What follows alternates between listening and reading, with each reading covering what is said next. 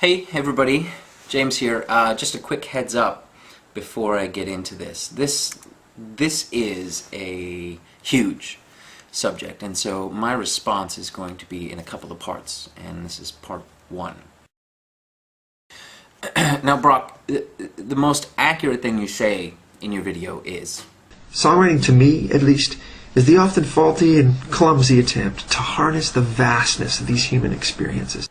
You go on to list what many of these experiences are. And then you say something blatantly erroneous.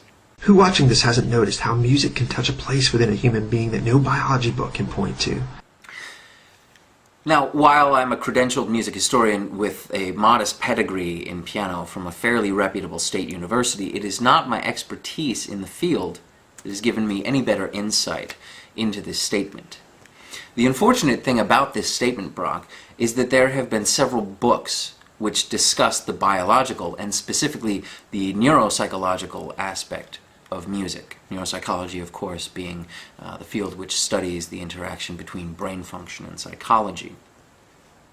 A few of these books have even been New York Times bestsellers, and here are a few.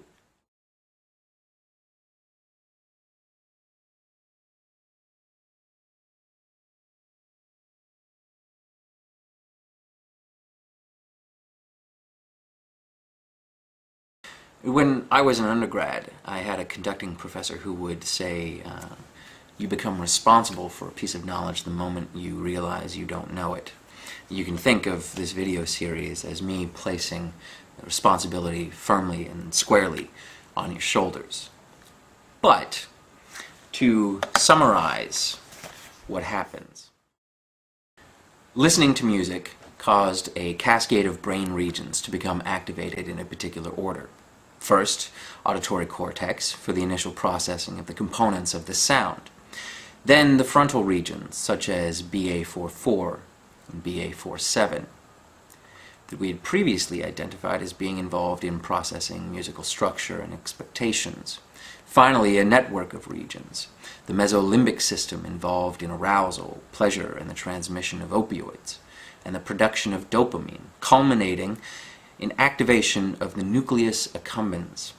And the cerebellum and the basal ganglia were active throughout, presumably supporting the process of rhythm and meter. The rewarding and reinforcing aspects of listening to music seem then to be mediated by increasing dopamine levels in the nucleus accumbens and by the cerebellum's contribution to regulating emotion through its connection to the frontal lobe and the limbic system. As a bonus, here's a nice video clip.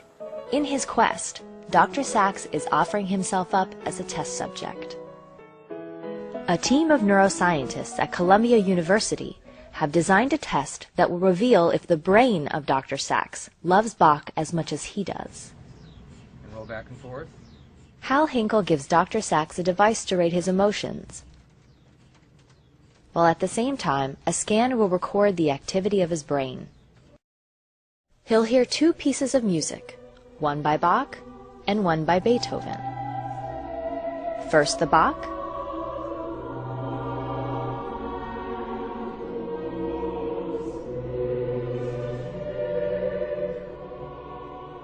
then the Beethoven.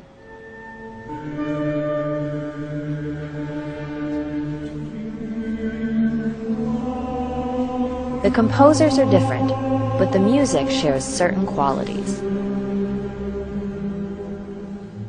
Oliver, that completes the first emotional scan. I would like to hear how that was for you. The Bach sort of blew me away, especially that point where the soprano came in and there was a wonderful harmonic modulation. But the Beethoven, I'm afraid, sort of left me flat. Quick tangent. Dr. Sachs states in the clip that Beethoven leaves him flat, and his brain reflects this. Why would Bach set off so much activity, but Beethoven, the titan of romanticism, leaves him flat? We'll cover that in the next part.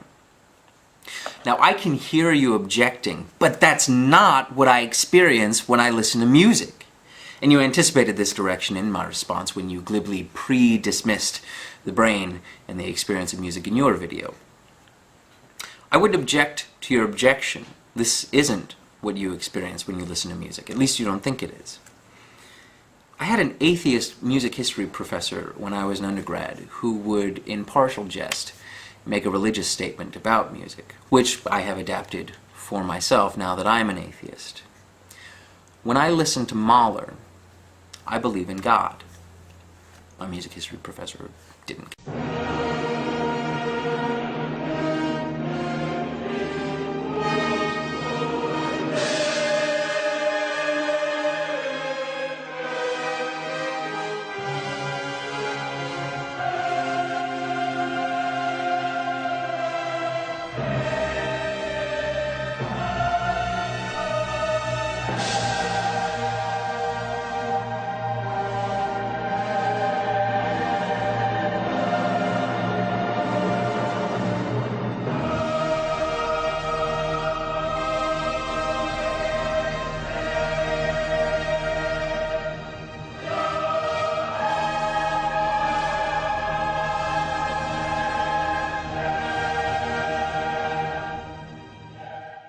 But I have to object to myself.